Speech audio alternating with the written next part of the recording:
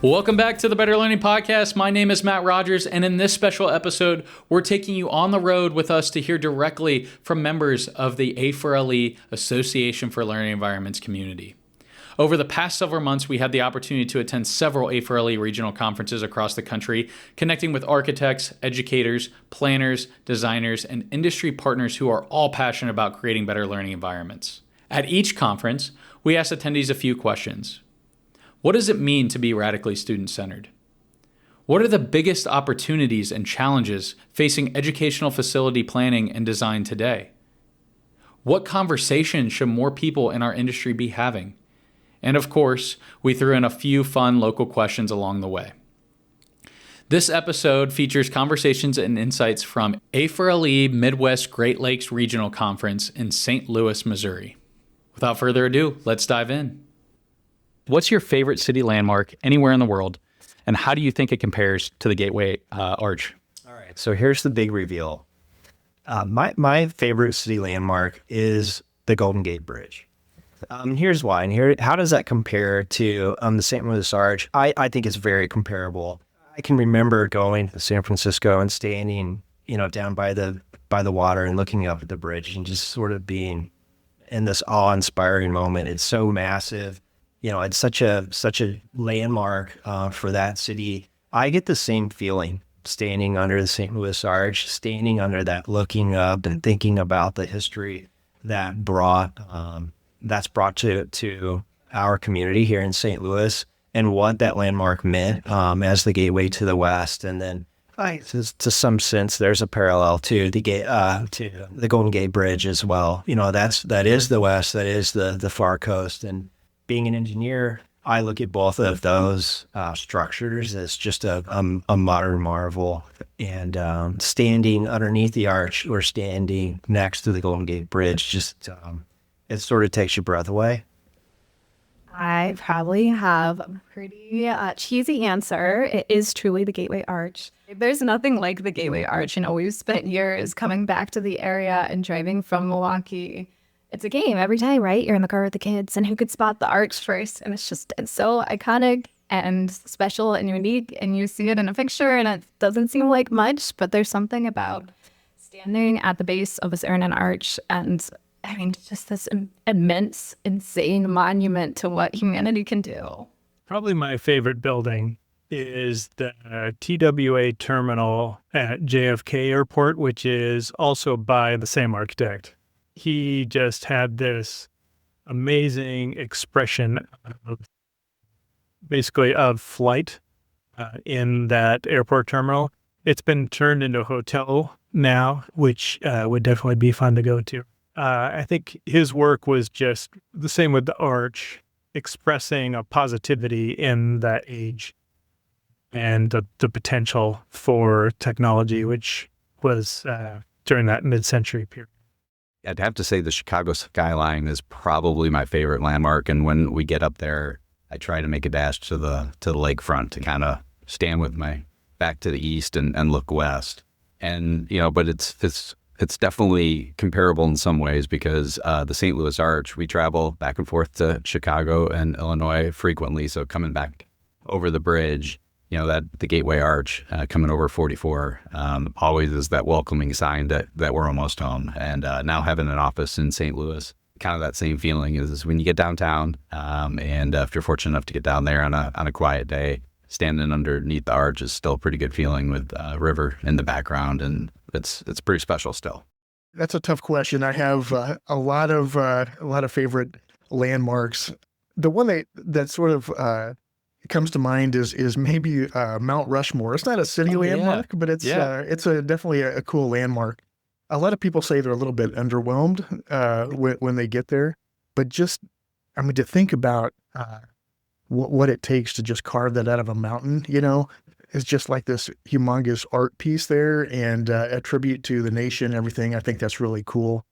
Okay, I would say my favorite is the Statue of Liberty, and I was fortunate enough to be on a boat on a 4th of July to watch fireworks in New York, and right by the Statue of Liberty. And I've always loved that for what it signifies of, welcoming people to our country And I think the Gateway Arch is really the same type of thing. So I think they both have a lot in common.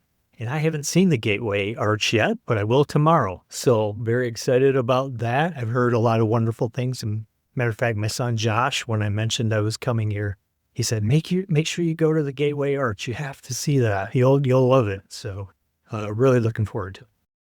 When I say radically student-centered, what does that mean to you?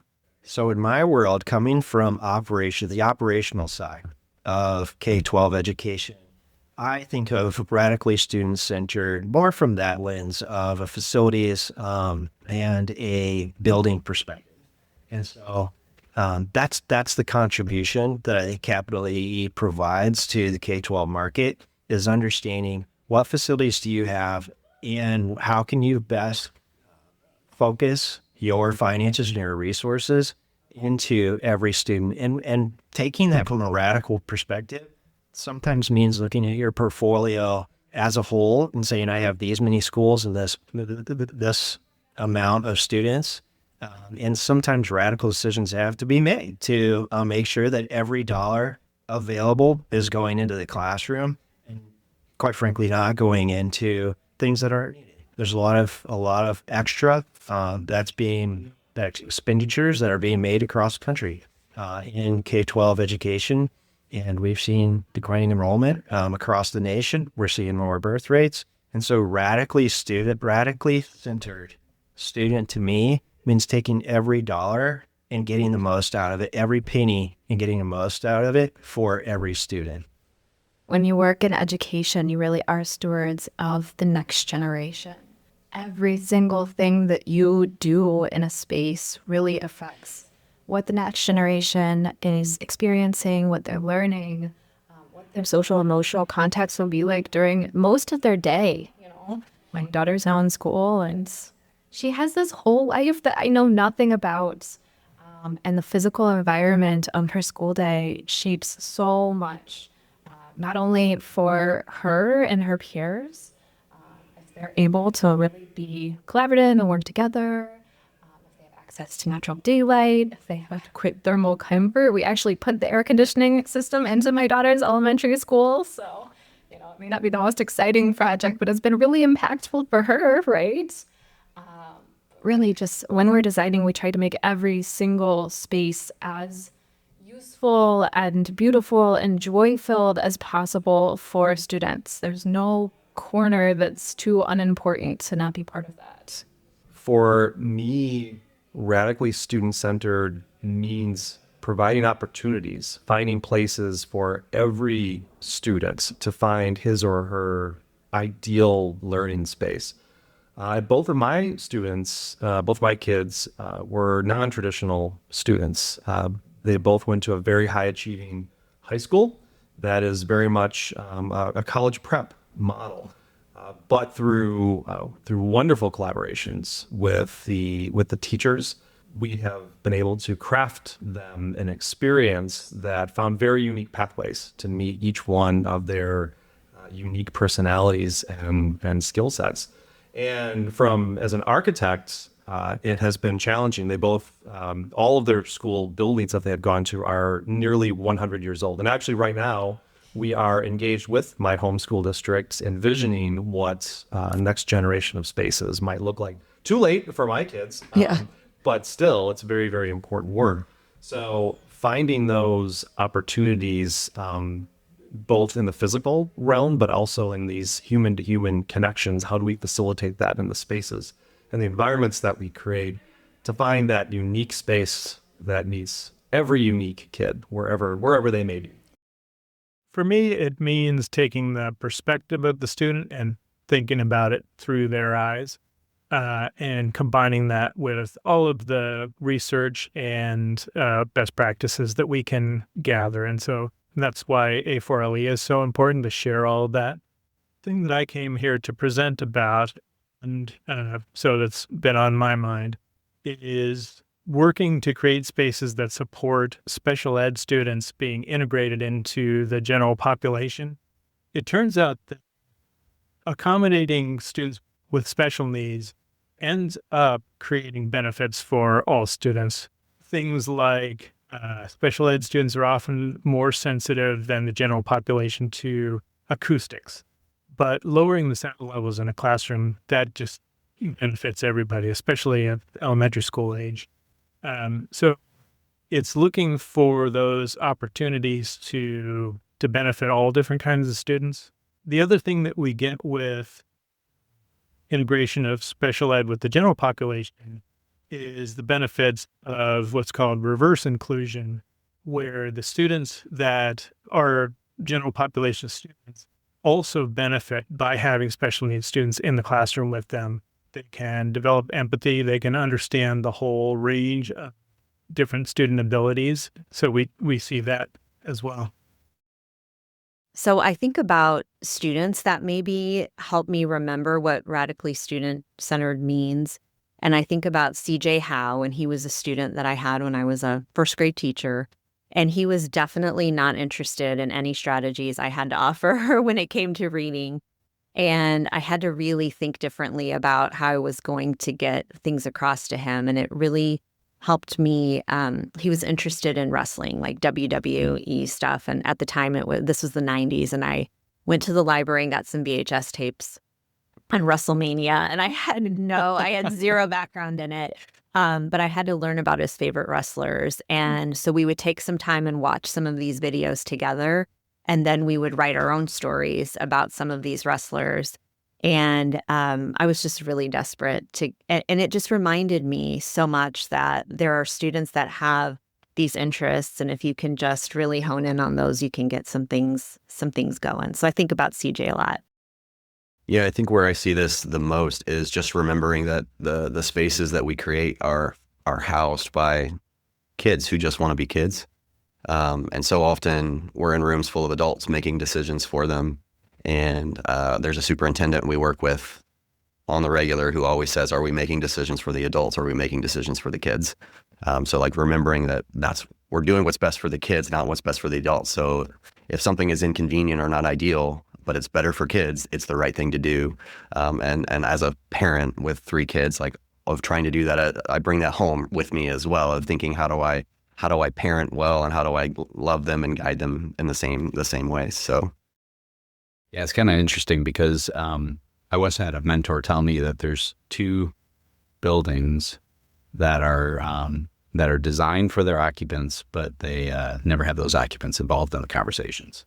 And that's schools with students and jails with inmates. And that really stood out to me as like, we have to correct that. And what we find is the best projects we're involved with is that we have some level of student engagement in the process. And that's hugely important. But then as we get through that, we always have to keep in mind we're not necessarily designing these buildings for the teachers that are currently occupying those rooms, or the administration or the board members that are currently occupying the seats of leadership.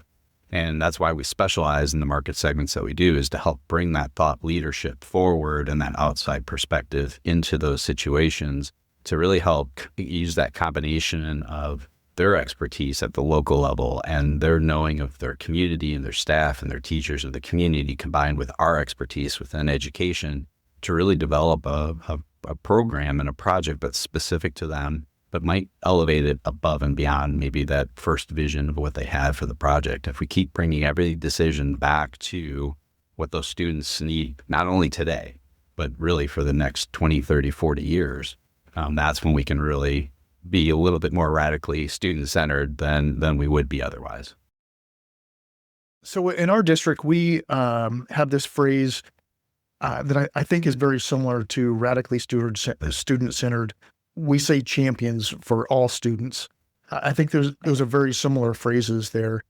So many students can fall through the cracks, and that's students that are on not only the lower end of the spectrum, but also the students that are like high achieving too. Sometimes those kind of fall through the cracks as well.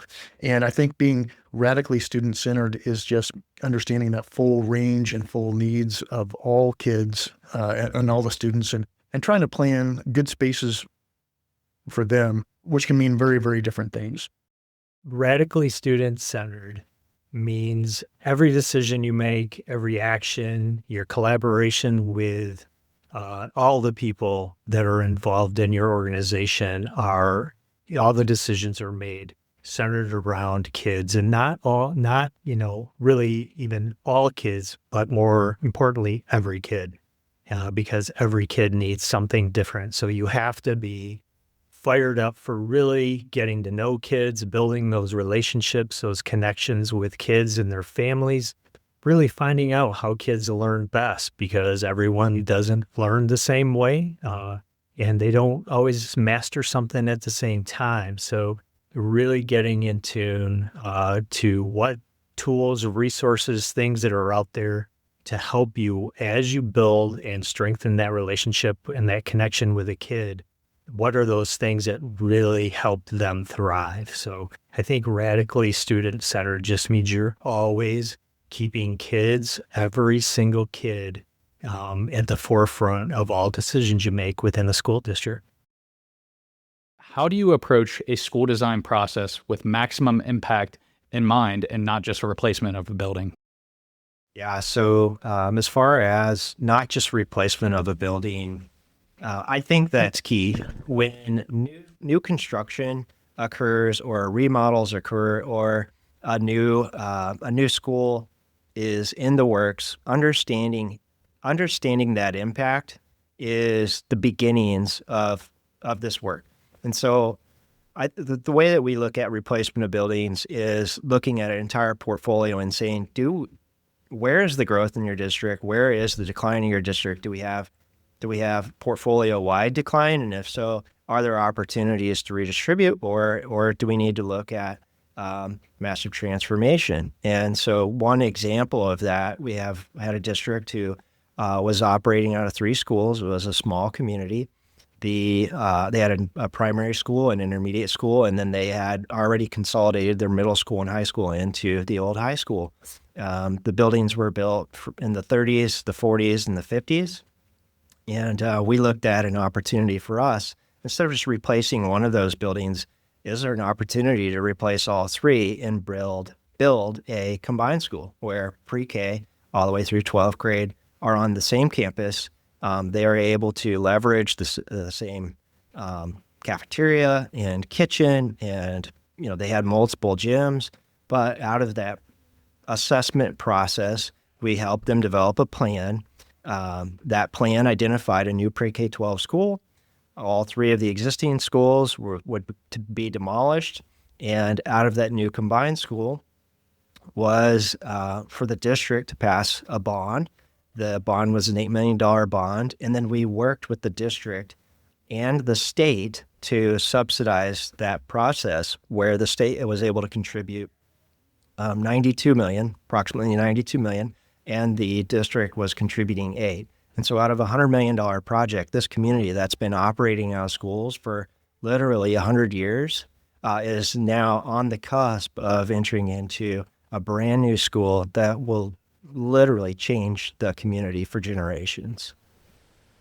It's as much engagement as we can do on the front end. And oftentimes that's a challenge because so many of our districts and our clients and the teachers and staff, they've got a full-time job already of trying to be educators. And then we're coming in saying, hey, we want more of your time and more of your efforts to help us plan and design something that will ultimately benefit you, but it's going to be years before you see any of that payoff because it's going to take us time to get there.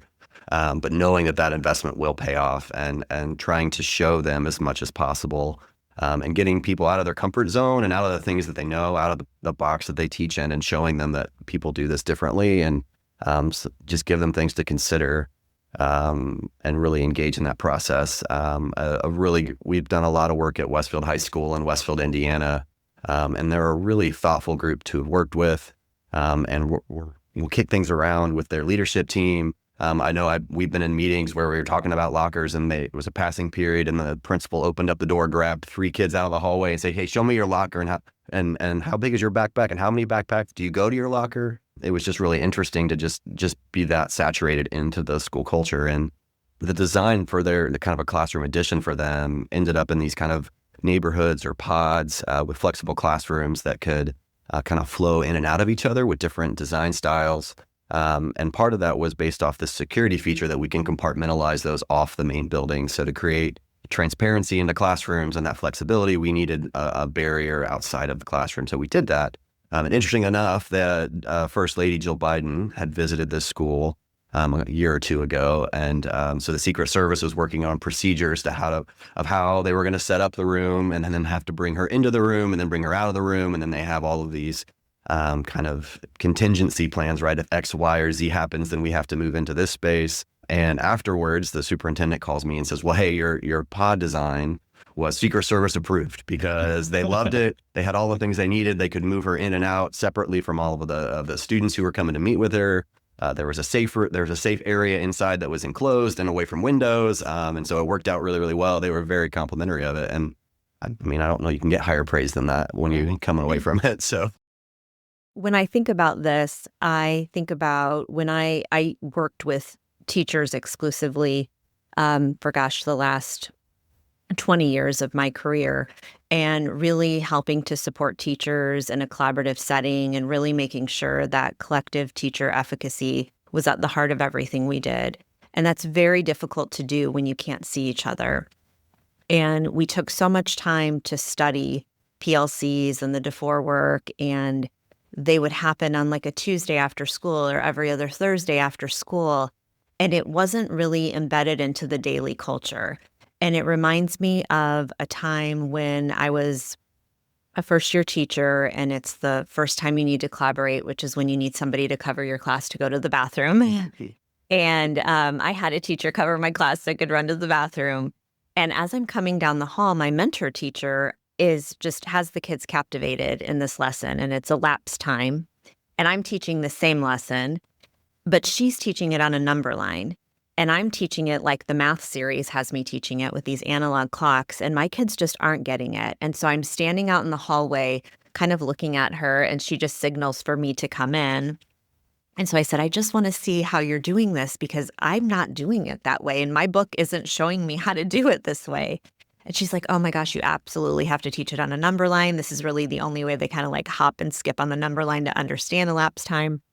So I went back to my classroom and started over and started the lesson over. And it was like, gosh, that was my first experience in 1998 or whatever, with a PLC and with understanding what a design in that building could have done to really elevate my teaching. And we could have worked together as a grade level team to really make sure that our students were nailing, what they needed to nail. And so I think about that in our designs. We do a lot of work with elementary design as well as the high school design that Brent talked about, where we have these activity commons. And they're lovely, certainly for dramatic play or for opportunities for students to work with enrichment or remediation. But what really is fantastic is I heard a principal describe it as the vulnerability that teachers have to be able to see each other in this sort of bubble, and to have a grade level team working together to be able to accomplish something towards a professional learning community, and again, elevate the collective teacher efficacy for that team. So I think when you think about the impact of that design and just simply eliminating a hallway, but getting us into a space where we can see each other at work, that the impact is immeasurable. We have a pretty good example where a community that we work in, we are charged with renovating an older 1940s, 50s, 60s era building to make sure that it really functioned, to really solve their current problems, fix the AC, make sure the toilet's flush, get the walls painted, all the typical things to make it new and shiny looking. And as we went through the programming effort, we realized that, the cost of doing this is pretty substantial. And we were still going to be stuck with educational spaces that were completely inadequate for today, let alone moving forward. And so we had a great relationship and partnership, not only with the school district, but also with the construction team, where if we looked ahead and thought about what we are really trying to do differently and really trying to solve a problem that exists in the future, we really, really needed to recreate that space. We really did need to think about it differently. And for about a 5% premium, we're able to do a brand new school that still gave the flushing toilets, the brand new HVAC, doors that worked, the safety and security that were important to today to solve their problems that they were facing today. but to put them in spaces and the kids and students in spaces that were well suited now for the next 20 or 30 years. That gave them the flexibility to adapt and grow as pedagogy changed. And all that took was a collaborative effort with design, construction, and a supportive administration to take a step back and really look at what was the issue we were really trying to solve, not just what were the problems that were facing us today that we needed to get. And so I think if all educators and the design and construction teams were able to do that and really to help look forward and solve those problems of the future, not just the issues and challenges that we're facing today, a lot of the challenges we're facing today wouldn't be the challenges, right? Yeah. So I think that's huge for us to really think about what that maximum impact could be versus just how do we replace the systems that are in front of us. What separates a school that simply functions from one that truly transforms its community in positive ways?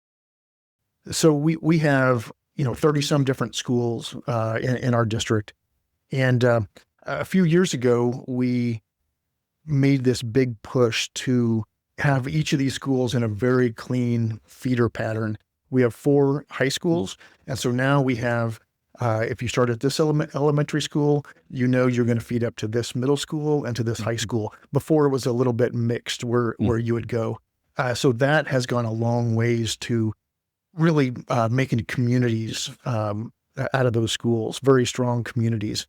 And the high schoolers now, when they're graduating, their last day, they're in their cap and gown, and they go back through those elementary schools and they walk the hallways and give those kids high fives, and that's always cool. But that goes to build that sense of community.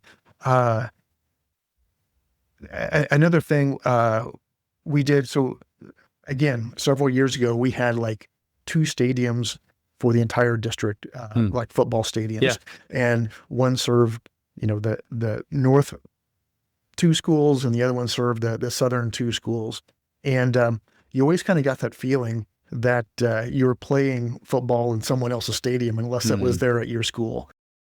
So what is something students experience every day in a school building that most adults completely overlook? Well, thinking on that same theme, all of the senses of a student are impacted as they go through the days. The quality of light has a big impact on students. And whether they have access to natural daylight and views of the outside that can really help them recenter themselves and self-regulate throughout the day. It's something that invisible, but it has a big effect on students. The same thing, like I said, with sound. It can even happen with smells, like students could smells from the cafeteria or something. And so we want to look at how we do ventilation. I think all of those invisible factors act the students going about their day and how much they're able to learn. Thanks for joining us as we took the Better Learning Podcast on the road. We hope these conversations gave you new ideas, fresh perspectives, and a glimpse into the incredible work happening in learning environments across the country. If you enjoyed this episode, be sure to like, subscribe, and leave us a comment sharing your favorite insight or where you'd like to see us record next time. You can find more episodes, additional resources, and learn more about the show at betterlearningpodcast.com.